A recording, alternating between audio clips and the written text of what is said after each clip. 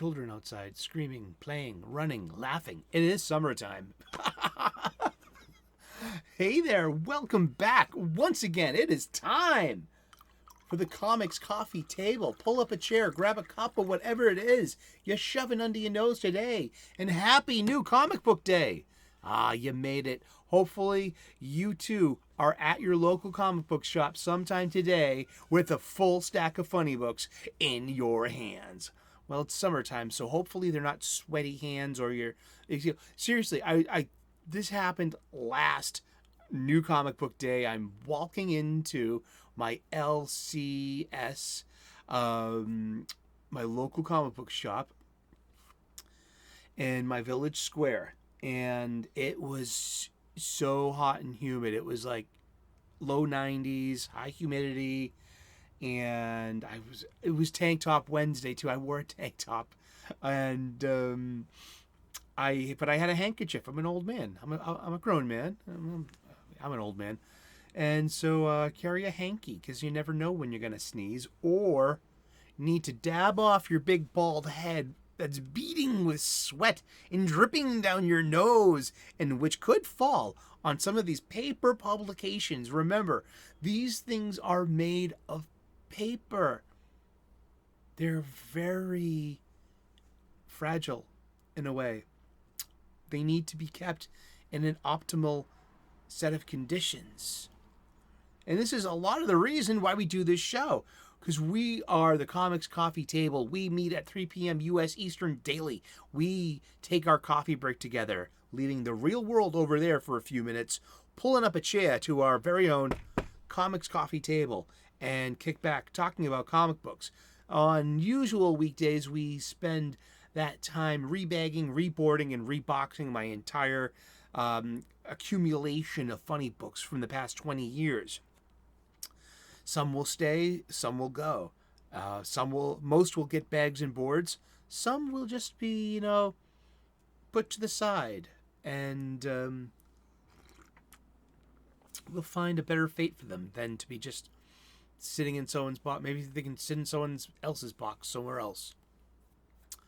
Hopefully not. Hopefully they'll be read, as I read these things.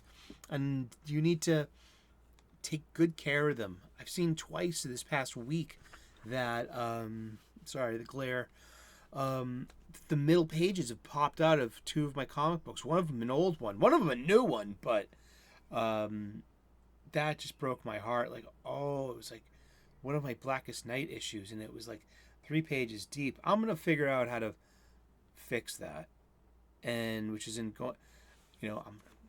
we have people in the community. We're already talking about it. Because this show is pre-recorded live before a studio audience of my stuffed animals and yourself too. And this is we have a live segment at the live chat premiere. It's always hopping 3 p.m. U.S. Eastern. You're always welcome to come aboard. But the show is built to make it feel as though if you're just tuning in and you're catching the show live, and we're talking right now. We are having a comic book shop style conversation, and you can literally contribute and continue this conversation regardless of when you tune in or what day you're watching this in the comment section. Seriously, there's a whole big thing about make-believe and the things that we love of these comic books, these superheroes. They have flight and time travel and special powers and immortalities and like gods, they die and are reborn. We're humans in the real world, and but imagination is a very big part of how we enjoy everything that we're talking about today. Comic books. It's a product of our imagination. They really are. It's like the symbiotic thing, our imaginations in these funny books. I love it. But yeah, if keep the conversation alive, keep it going, this comic book shop style conversation. And if it's Wednesday, that means the show is focusing on the menu. I am a chef. I'm a professional chef. It's my trade. I'm a union chef. I'm proud to ply my trade. I'm a blue-collar tradesman. And it's fulfilling too, because I can be artistic, and it takes a skill set, and it takes a good team, kind of like a comic book. You know, you have to be an artisan, and you also have to, you know, make something that your guests are gonna just eat up and ask for seconds. Why make crappy comic books? Why, you know what I mean? If it's engineered from behind the scenes, by the time it gets to your plate, you know, it's about the satisfaction and enjoyment. Like, I love using, you know, my trade as an allegory for my hobby. And Wednesdays, well, I hopefully right now I am at the comic book shop, and this is us. Right now, I'm picking up this, and ooh, they got this. What? Don't forget to get boards, Sully. I won't forget to get boards. I've been going a little earlier I'm on staycation right now.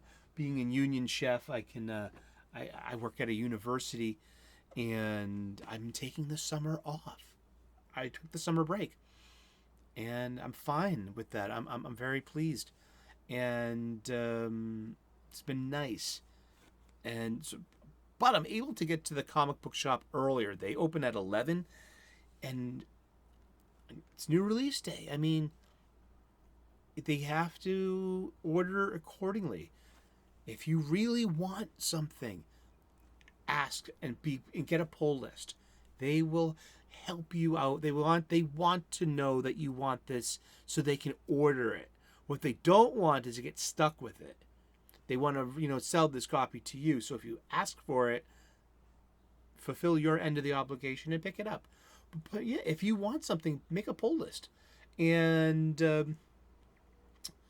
also with DC releasing funny books on Tuesdays now, like, am I gonna find what I want?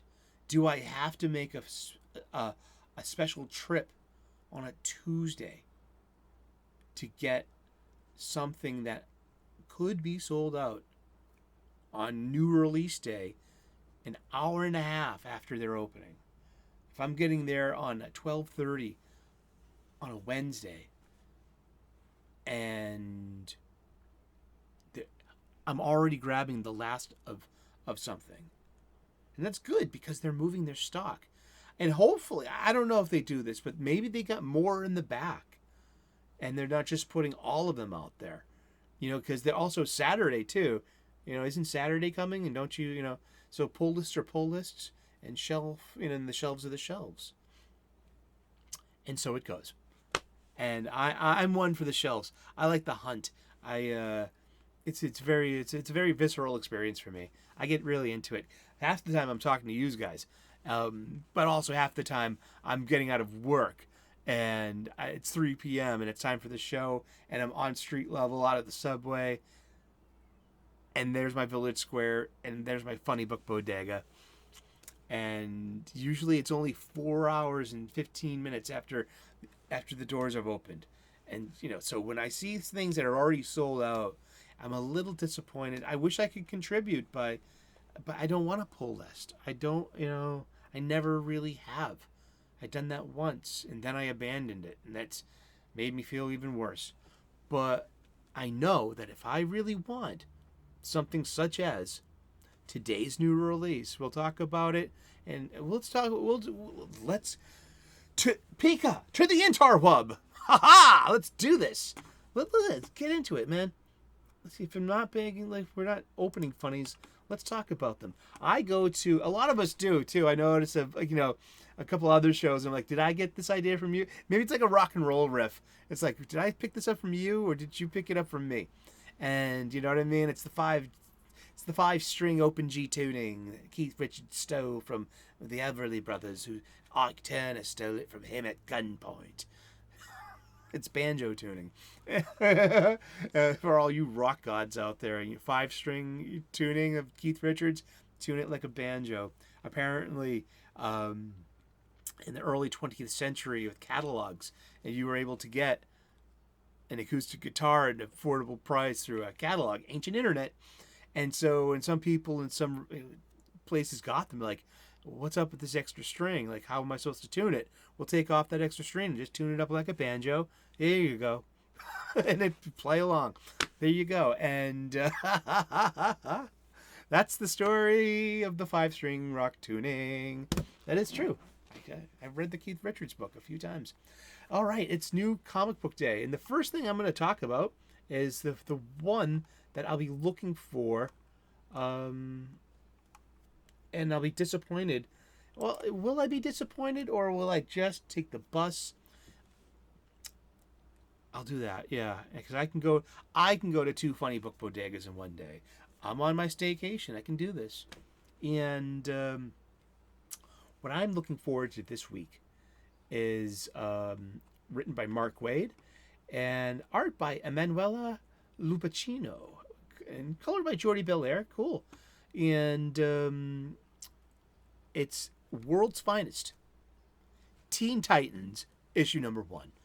Spinning out of the pages of the runaway hit Batman Superman World's Finest comes a modern retelling of the early adventures of the original Teen Titans, led by Robin, the Boy Wonder. He's not quite the Teen Wonder yet.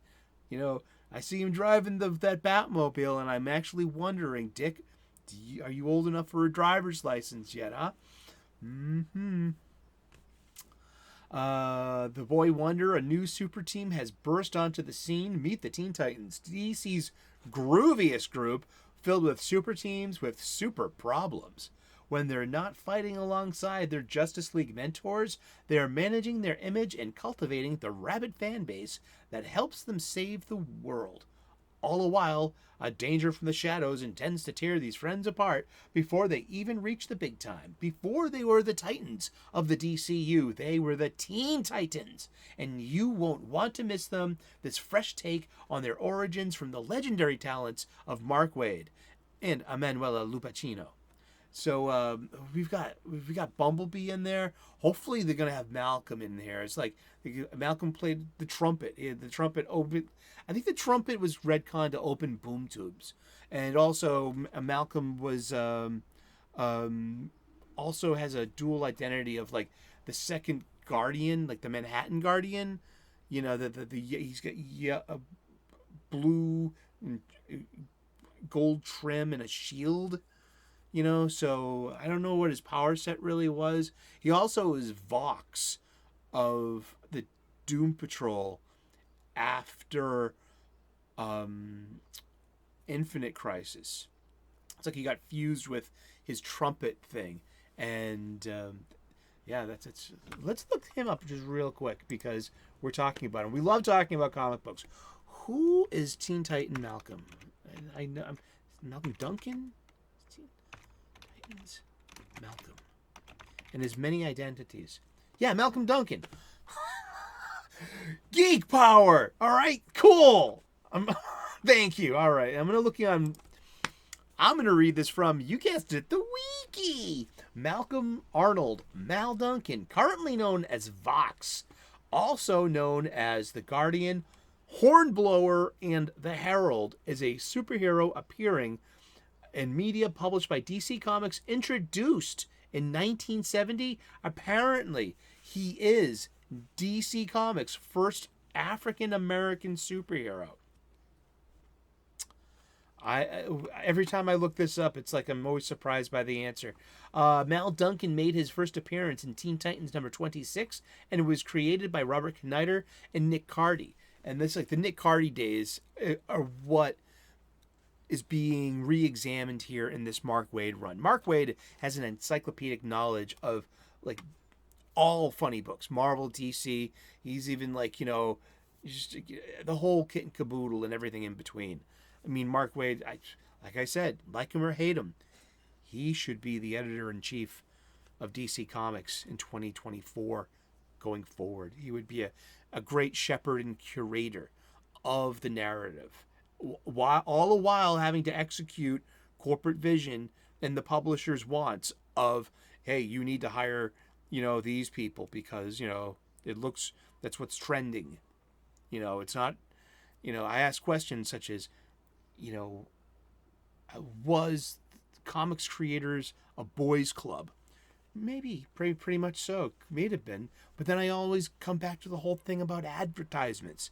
Like, comic books are pretending they don't know who to market this to and to write and to produce this for, because they're under those corporate guidelines of what, what do we need today, what do we need this year, and like, oh, we need to fix the past, and blah blah woof woof.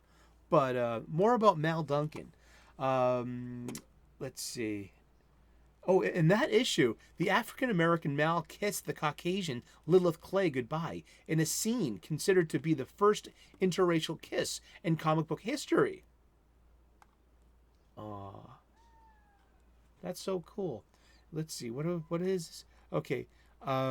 His abilities are skilled hand-to-hand combat and kickboxer. Because I hope they bring... Mal is not in the cover, but Mal marries Bumblebee. They're a couple. And you're going to meet... You probably know Bumblebee from Teen Titans Go.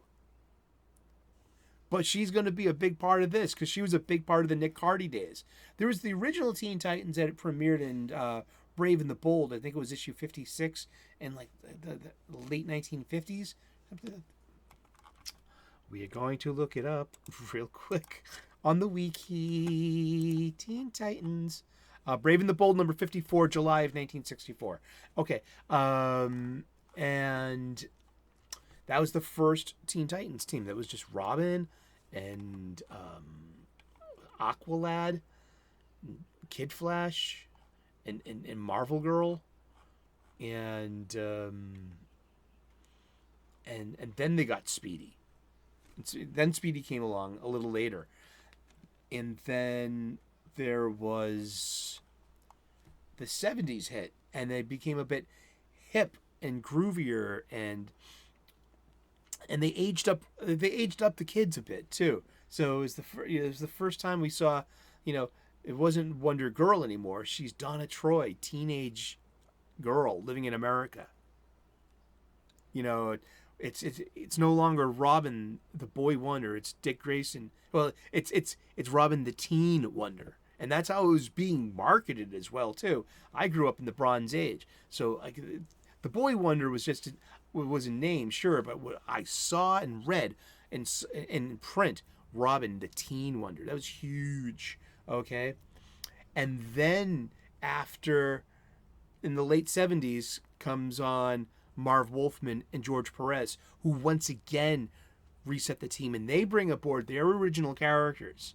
They keep Donna, they keep Dick and Wally, but then they're the ones that bring in new blood, Cyborg. I think Gar Changeling was already, he came from Doom Patrol, so he came from somewhere else. And if you ever notice that Gar wears red and white, and though he basically has never took off his Doom Patrol outfit. And then you had Starfire, Coriander, you had Raven, you had the new Teen Titans. And then from there you get Nightwing, and from there we have history. So this is focusing on I am so looking forward to this book, and I'm not going to miss it. Because if it's not at my primary store, I'm going to my secondary store. And I'm going to get a variant cover because I deserve something like that. Speaking of variant covers, it's got 1, 2, 3, 4, 5, 6, 7, and including 8. Yeah, so it's got 7 covers, and there's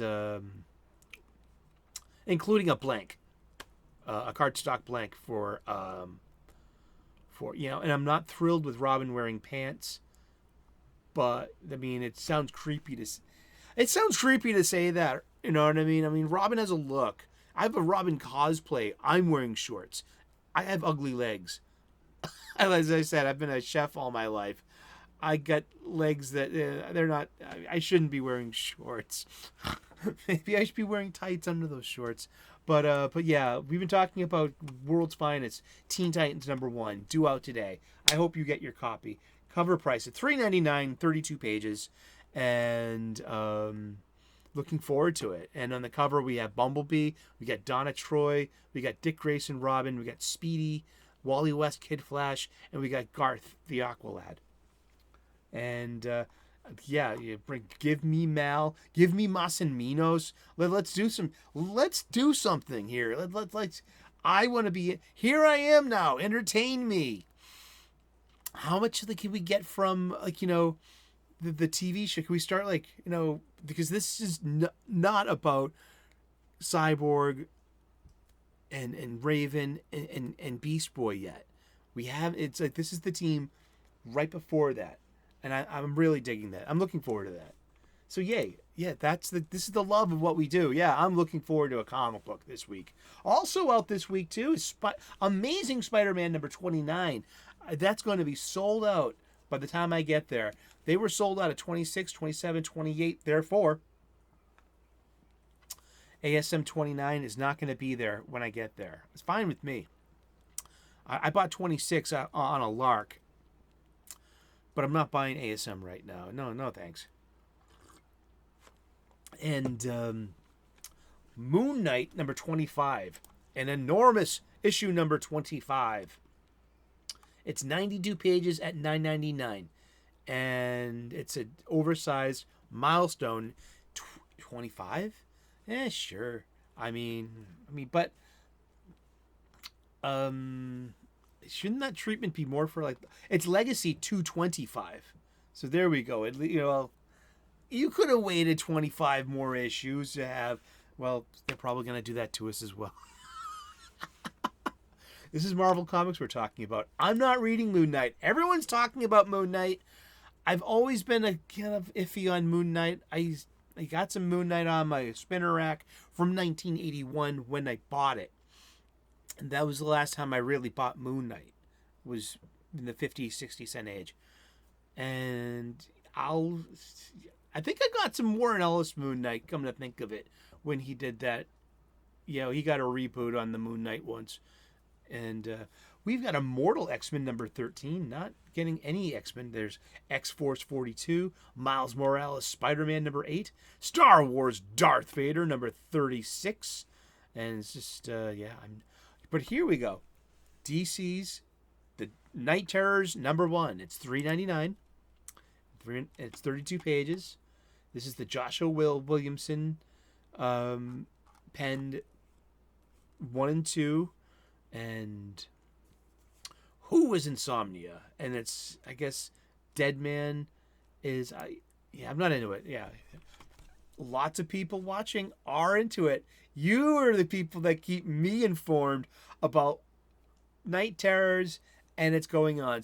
Because we've been doing Green Lantern's Blackest Night for almost 2 weeks now.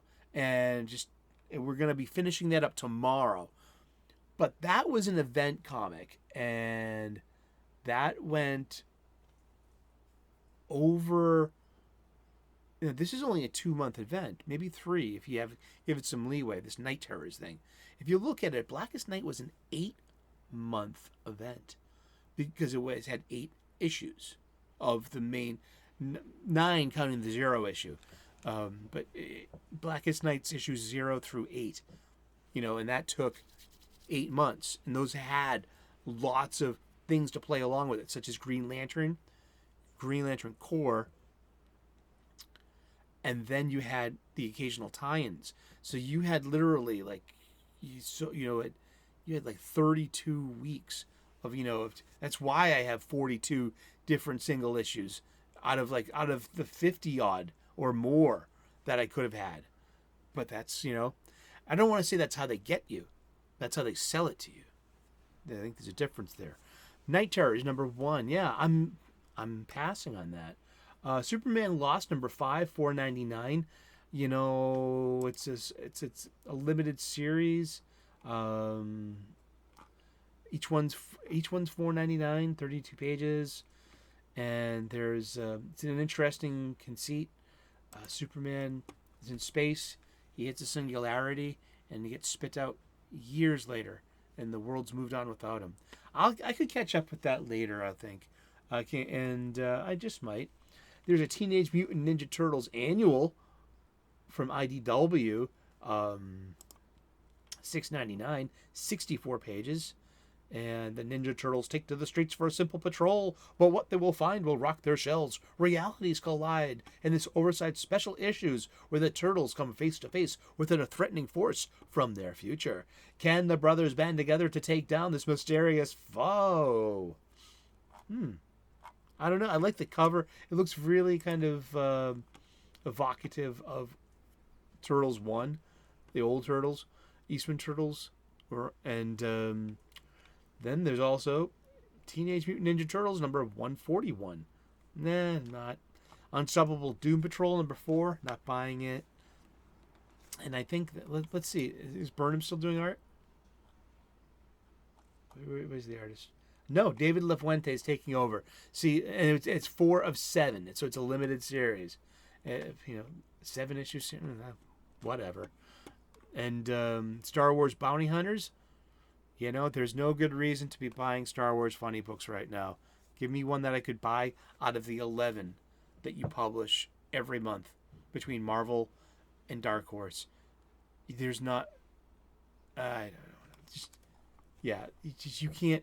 Out of the 11 Star Wars magazine periodical publications every month, there's literally not one that an old fan can buy. The old fans continually have to make the concessions for this new shit, and you can't just give us what we want, which is just a classic good stuff. I mean, just I no thank you. Danger Street number 7, you'll be happy. Let's see. Yeah, people like this book. It's Tom King, so I won't buy it. Night Terror's Robin, $4.99. See, exactly. And those are going to be 2 of those. That's which Robin? Does it matter? It's Robin versus Nightmare Robins. When 2 Bat brothers get taken into the nightmare realm, Jason Todd and Tim Drake must fight against their worst fears and each other as they're forced to relive the darkest moments of their lives. Okay, sure. And Kenny Porter. But yeah, so that's $4.99. 40 pages though. And actually, variants. There's 5 variant covers for this. Pretty ones too. I love it because I'm a Robin fan. These are great Robin covers. There is also Green Lantern Night Terrors number 1, $4.99, 40 pages, and this is written by Jeremy Adams. So this and that again. This has 5 variant covers, and remember these are cardstock variants that are at least $1 more, and those are there are 1 in 25s, and then there are 1 in 50s that will cost whatever what the house decides. Indeed. And I'm reading Green Lantern. I'm reading Jeremy Adams' Green Lantern, and I'm going to skip this because it's not. No thanks. There's the Night Terrors Power Shazam, number 1, $4.99. There's the Nightmares the Terrors, Night Terrors The Flash, $4.99. But we have Zatanna. Night Terrors Zatanna, that's at $3.99. 32 pages. She's got 7 variant covers. Damn. Well, because Zatanna she's got cheesecake points. Spirit World number 3. Choke on it. Yeah. My favorite thing is seeing how many issues of Spirit World is still on the shelf at my LCS. I counted 12 issues 1 and about 6 or 7 issues number 2. But yeah, I mean, so this must have some returnability. Hopefully so. The thing about one of the caveats of returnability, I guess, you need to keep it on the shelf, for an extended period to give it a fair chance to sell, I guess. And then there are like 3 more forms of verification, and that's if they decide that your claim is respectful enough to warrant credit. I heard this from my local comic book shop. I'm talking about it. This is what you get for local comic book shop talk. You go to your local comic book shop, talk to the staff. I mean, these people know you. Maybe they don't, but maybe they do. My staff knows me. I don't know if they know my name. I'm not sure if I know their names. I know there's Murph, and then there's a couple of others, but yeah, I don't know their names, but I know them by sight, and they know me, and we have pleasant conversations, spirited ones too. But Spirit World, no, choke on it. I hope to see a big stack of you on the shelf too, not out of spite for my LCS, out of spite for the writer. And that's all I got to say about that. Batman Incorporated. I'm not buying that. This is interesting because I love Batman Incorporated, the original when it came out. So for $4.99, we have Fallen Friend: The Death of Ms. Marvel, 36 pages, Marvel Comics. But it's written by, well, there's part of it. There's 3 writers, Mark Waid, G. Willow Wilson, and Saladin Ahmed. And Umberto Ramos is doing art in it as well. So it's like, this has got like that's a really interesting, well, I know 2 out of the 3 writers could be okay. I don't think I've ever read anything by Ms. Wilson. And I don't think I've read anything by Mr. Ahmed so at least I know one of the 3 writers are okay. And that has 5 variant covers, which are usually $1 more, and like the cardstock variant is a common one. That's usually $1 more. And then come the ratio variants. You know, for every 25 copies of your house orders, they're going to get 1 of this special. For every 50 they order, they're going to get 1 of these. So if we order 50, do you get both? I don't know. If you own a comic book shop, let me know. That's a good question. Hey, Yule. If you...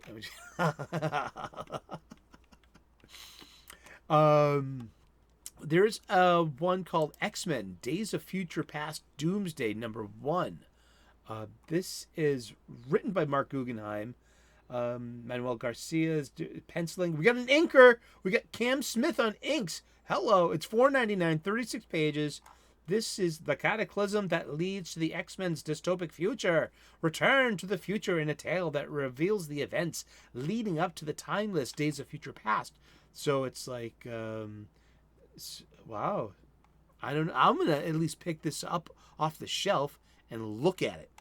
And it's got 6 variant covers. And there's a Galloway Saturday morning variant that I want. It looks like, yeah, that's beautiful. I would love, if I'm going to get this, I'm going to wait and get this at my second shop, because they usually have the variant covers, unless they have it. I'll commit to getting this. Maybe that's $4.99, so that would be like $5.99. Who knows? There's a Liefeld homage variant. Rob Liefeld does the an homage. Rob Liefeld's doing a lot of covers for Marvel. Let's see. Now I love this. It's IDW. They're taking the Teenage Mutant Ninja Turtles, and they make them play with others. And this one's called TMNT Stranger Things. And I don't watch Stranger Things. I never have. People are like, what? You don't watch Stranger Things? Weren't you that age when they were, yeah, it's totally Memberberry retro aimed at me. Sure, I get it. But I don't watch it. I don't watch Netflix. Yeah. It was the movie that they had on called Cuties. And I don't know. We take our stands where we take our stands. I just didn't, Plus, it was lockdown, and I needed to trim the fat from my budget. And I got rid of Hulu as well. But let's see. We have 170 periodicals that we could choose from on today. Dark Horse, Image, Ablaze, Top Cow, IDW, Whatnot Publishing, Boom Studios, DC Comics, Dark Horse, Dynamite. Dynamite's got a Betty Page, but they're only good for their cheesecake covers, though. Pretty much. Don't Spit in the Wind, issue number 4, and I think this is the last issue of it. And this is on Mad Cave Comics. This has been one of the the indies. This is my indie darling. Okay, I like indie. Hey, it's not that I don't like indie comics. It's just gotta be PDG, pretty darn good. Don't Spit in the Wind #4. You have got it. I like this. I like everything about it as a periodical. I love the cover. I love the cover art. It got me to buy it. Actually, it got me to buy it was a solid wreck, but I stuck with it. I like the look of it. It's really fun. Perhaps we'll just go over all of them very soon, and it's worth a reread. I should bring them all to the pub for a working lunch and read all 4 issues. That's what will be the trade, but what a good time. This was 4 issues, $3.99 each, so it would be $16 altogether. I wonder how much the trade paperback's going to cost, and I think that's going to do it for anything. There's Gru the Wanderer, Gru in the Wild from Dark Horse Comics #1 for $4.99. That looks good. And it's Sergio Aragonés is the writer artist. Man. And Stan Sakai is lettering it? Oh, sign me up. Please. Gru the Wanderer. It was a Mad Magazine legend, Sergio Aragonés. And he wrote this for Marvel Magazine. This Conan, parody. It's so fun. Oh, I'm in. I gotta tell Ginger Ninja about that. James, if you're watching, put this on your list. There's My Little Pony 40th anniversary special #1. No, that's not made for me. But as always, as I love to point out, I don't know why they still make these. And this is great. I'm very grateful that I'm reading this. So it's like Gru? I wouldn't have known that if I hadn't read the menu. But it always gets me fun. Archie Showcase Digest #14. Archie and Friends Christmas in July. $9.99. But it is 192 pages. Yeah, and it's wow. I gotta look if I find this, if I see this on the shelf, I will definitely open it up and look at it. I mean, Archie burnt their bridge with me. When it came to Afterlife with Archie, I mean, no, that's not how it's done. Yeah, and just no thanks. I say no to Archie comics. It's not cancel culture, or in Netflix. It's not cancel culture. It's just taking your business elsewhere. You can have an inciting incident that just sours you on people. I mean, look at the culture today on relationships. Please come on. I'm batting 0. I'm a single dude, but I've been in plenty of relationships. Something happened to have soured that individual. On yours truly, I own that. But still, I mean, it happens in life. It's not cancel culture, really. It's just more of like, I'm just canceling my subscription. That's it. Or I'm not going to buy any more Archie comics ever again because of that was such a failure and disappointment. I mean, oh man, sorry Archie comics. I mean, that's Afterlife with Archie was one of the best things I ever read. Seriously. Oh man. Well, that does it for today. We've been talking about comic books. Happy new release day. Hopefully you're getting everything that's on your list. And if not, make a pull list and talk to the comic book shop. And then the people there, the staff, they want to sell you funny books. And I am here to buy it from them, from their local comic book shops, these mom and pop brick and mortar shops, these local businesses that need our patronage. So get your ass out of your seat and get your ass to Mars. Or your local comic book shop. Hopefully it's named Mars. That's from Arnold Schwarzenegger from Total Recall. Hey, how's it? What you been feeding this thing? Blondes. Well, you have a great day. Happy New Comic Book Day. Thank you so much for coming to the Comics Coffee Table. Fill up your cuppa. We need more coffee. It's time. Pika, give me some fresh pots, please. Please like and subscribe. I would love to earn your subscription. We make daily content here. And that's about it. Yeah, happy New Comic Book Day. Good hunting. And may the force be with you. Namaste. Good luck. And we will see you tomorrow in those funny pages. Ciao. Bye-bye.